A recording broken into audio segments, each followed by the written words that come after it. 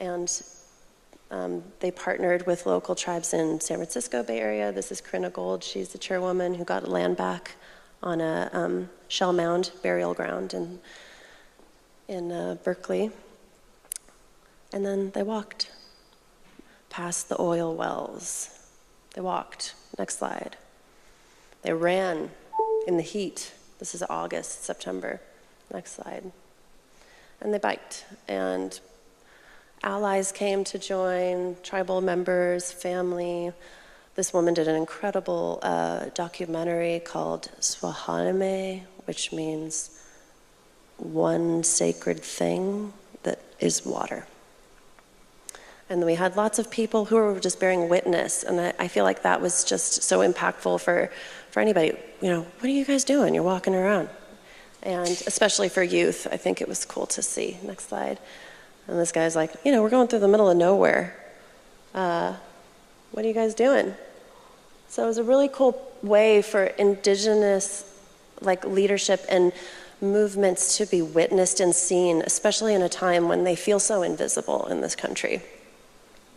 This was a really heavy moment. I'm biking along. I'm always behind because I'm taking pictures, and I get up and I'm like, oh, I love oak trees. It's like the profoundness of this moment devastated me. They said, oh, and everyone was really solemn, and I'm like, what did I miss?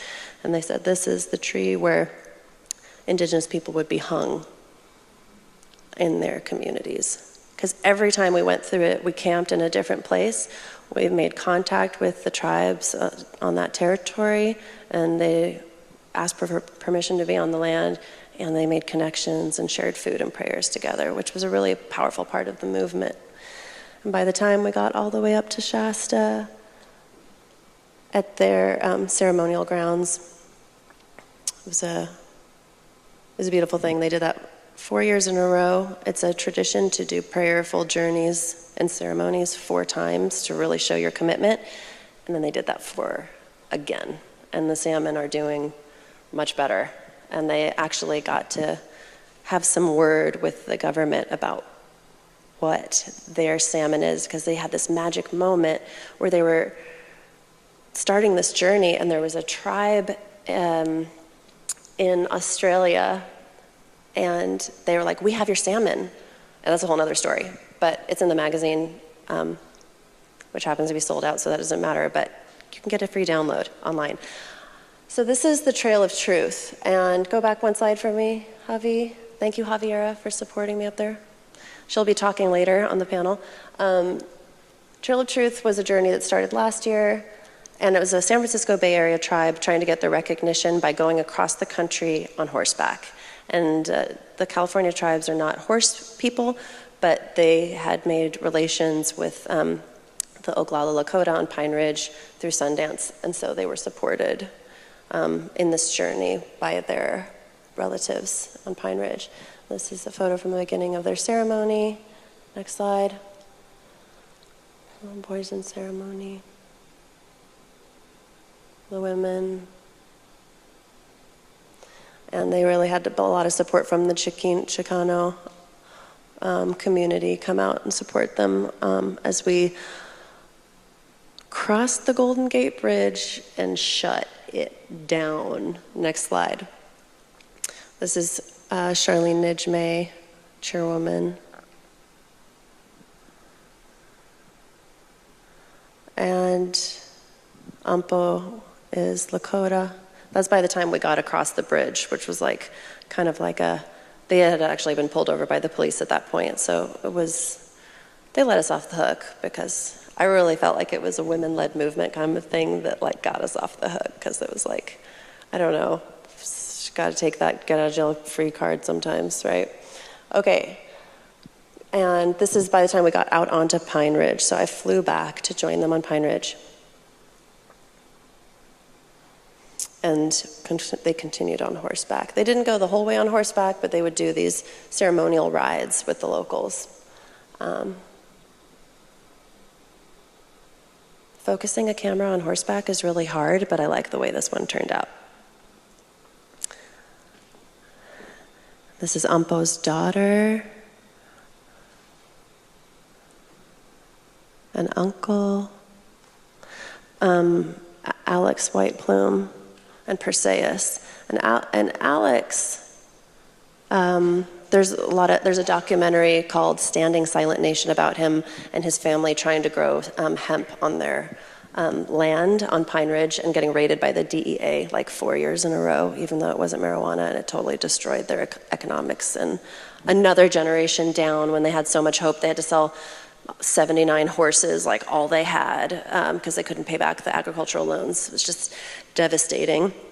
Hemp is kind of coming back now, but it really just devastated this family further. And learning about the oppression on Pine Ridge, and like really learning about American history on this walk. Like I feel like I didn't pay attention in school, and the school probably didn't tell me the truth anyways.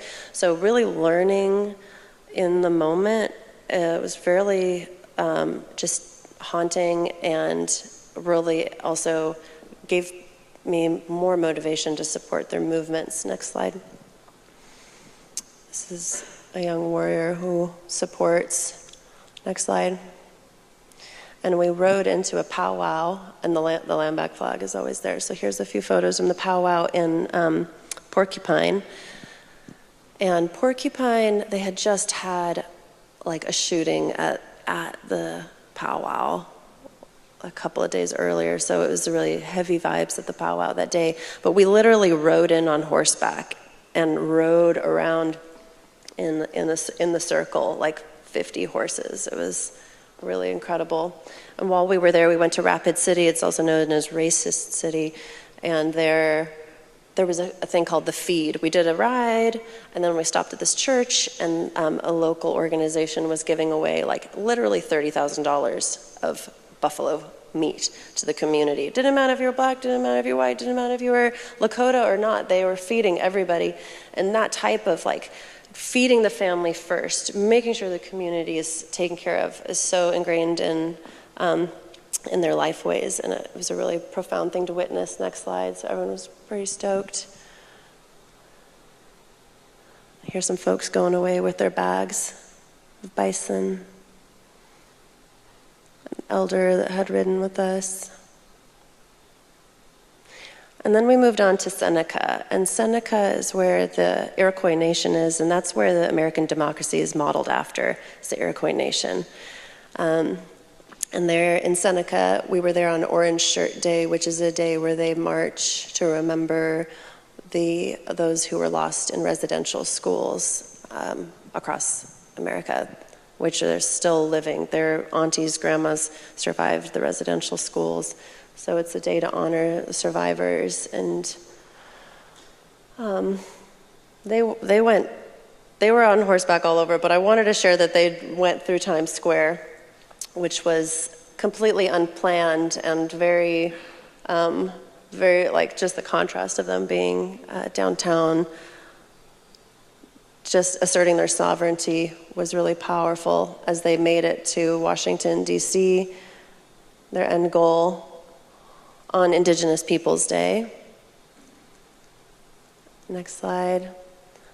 And this is Sophia Black Cloud. She came from Pine Ridge and joined us in DC.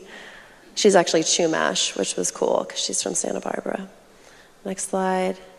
This is a beautiful sister. She's on the road all the time, just like being so welcoming to everybody in the movement. And there's Charlene, finally made it to DC. It was a long road. It was a hard road. And they still don't have recognition. And I don't know if they'll get it. And the police tried to take away the horses, which was really traumatizing for everybody. And all that's in my magazine, Magdalena magazine, which I self-publish. So I don't know what time it is, and I feel like I need a time check. The time isn't on the thing anymore. It's definitely time's up. So thanks for watching. And yeah. I was supposed to leave time for questions. Is there any question? One question? No question? Question? Can you explain what the residential schools were? Absolutely. The residential schools were a form of assimilation. And what happened when America colonized is first they put the tribes onto reservations. They took them away from their land. They put them in places that was convenient for us, that was away from their resources, and they starved. And it's kind of like a prisoner of war camp. And then that, starting back as soon as contact. And then what happened with the residential schools when the Spanish really headstronged the residential schools, but it was a way to take the children away from the parents and to take them away from their language. There was a theme, kill the Indian, save the man. So they would Christianize them, take away their language, and teach them how to be white people, basically, and then a lot of them died. It was a 56% mortality rate. All of this is in the Autry Museum. It's a really incredible history to go check out, so I highly recommend it. Anybody else? Thank you so much.